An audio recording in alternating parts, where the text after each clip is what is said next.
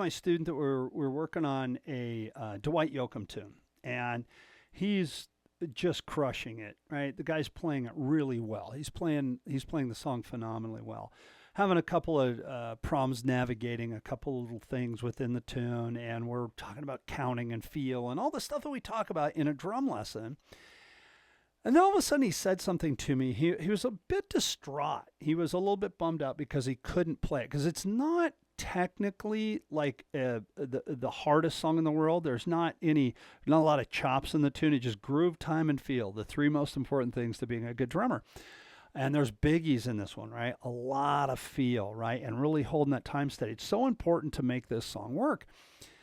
And he's having trouble navigating this one little section, right? And we're working on it as we do. And I always reassure him, and I reassure all my students, there's going to be times when you have trouble navigating something.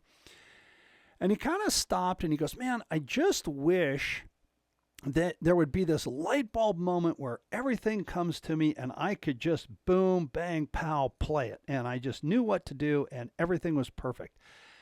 And I said, well, give me an example. He goes, well, when I watch you play it, you just play it perfect. Or when I listen to the guy on the record play it, he just plays it perfect. And a friend of mine who's a drummer, they just play this song and they do it so well. That's why I wanted to learn the song, was because a friend of mine plays it so well. And I go, how long's your friend been playing drums? And he goes, man, he's probably been playing just a little bit less time than you. He's not a pro, but he's been playing most of his life. And I go, how long have you been playing drums? And he says to me, he goes, well, I've been playing drums for, ever since I've been taking lessons with you for about 4 years now. And I go, okay, and how old's your friend? And his friend's in his 50s.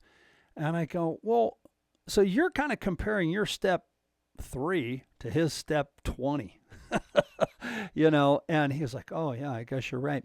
So what I want to advise all young players out there is, don't compare yourself. First of all, don't compare yourself to other musicians. Don't compare yourself to other musicians around you, your friends, your buddies, your heroes, right? Don't do that, because when you do that, you're kind of killing what it is that you're doing. Right? You're taking what you're doing and negating what it is that you're working on, and comparing your progress or your musicianship to somebody else. And you can't do that. This is your journey, first of all. And second of all, you want to learn to enjoy the journey, right? There's a lot of time that I spend right here in my studio by myself, practicing, working on things that I'm not good at. And I try to convey that to all of my students, and I want to convey that to you. When you're practicing, you're not supposed to sound good, first of all. You're supposed to be playing things and practicing on things because you can't play them. So make sure when you are practicing, and if it's not sounding good, kind of give yourself that little bit of a buffer and go, it's not supposed to sound really good right now. I'm learning. Right?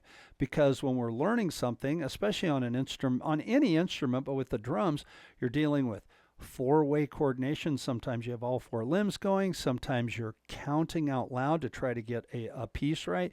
Maybe you're reading the music. Maybe you're playing along with the song. There's a lot going on there, physically and mentally, right? And there's a lot of things happening where you've got to let this stuff soak in. So take it easy on yourself. Put in the time, and the light bulb moments will happen. And maybe they won't happen as fast as you want them to. They never do, I like what Kenny Aronoff said, and I kind of adopted it into myself. And that is that I'm never going to be the drummer that I want to be. I'm committed to being the best drummer that I can be for the rest of my life, right? Once again, I spend a lot of time right here practicing and going over things that I can't do very well. After saying that, I want to kind of jump into this. If you are somebody who has been playing for a while, right? And maybe you're in a band and you want to get better, and you're working and you're in this band, you're in this group, and you're really good at playing the songs that you know how to play. Let's say your band does a list of 30 tunes, and you can play all 30 of those songs exactly like the record, but you feel stagnant. Well, I advise you a couple of things. Maybe, just break out of those songs, go learn some new tunes, and again, embrace the parts that are hard, and remember that the songs that you can play now, you couldn't always play those at one time. So kind of embrace that part of you and get back into there and work on some new material. And even if it's stuff that you don't think you're ever going to play in a band, that's kind of sometimes how we get better, is to do stuff that we normally wouldn't do, right? Like for me, I love playing the drum set, and I've been a rock guy forever. And within my style of music, there's a lot of jazz influence in the music that we play, a lot of stuff that swings. So I work on a lot of jazz stuff. And recently, we went to PASIC. When I say we, my podcast, Drummers Education Connection, we went to PASIC, and got to see the great Jeff Hamilton play with his trio, and oh my God, what a treat that was. Jeremy said it best. Jeremy Steinkohler, he's one of the hosts on Drummers Education Connection with me. He said, man, Jeff's was exquisite. And I go, you know what? That is the perfect way to describe it.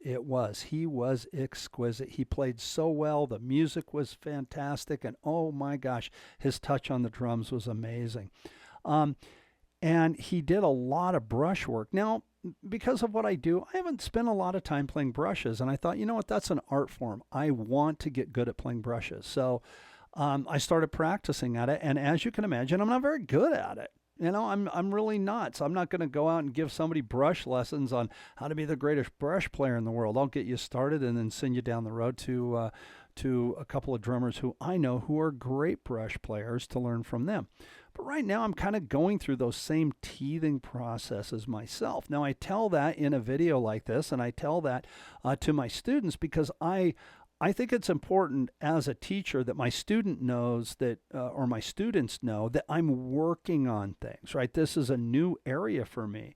This is something that I kind of sidestep for most of my career. I haven't had to play a lot of real, I could fake my way through something with a pair of brushes, but to be a really good avid brush player, man, I got to put in the work, and that's what I'm doing. And I'm embracing the fact that I can't do it and kind of starting to get over these hurdles one at a time, right? Coordination-wise, music-wise, learning how to get the brushes to work, how to get a good sound out of the instrument. And it's not easy. And so by no means am I going to compare myself to Jeff Hamilton, who has been playing brushes his whole life and is such an amazing brush player, right?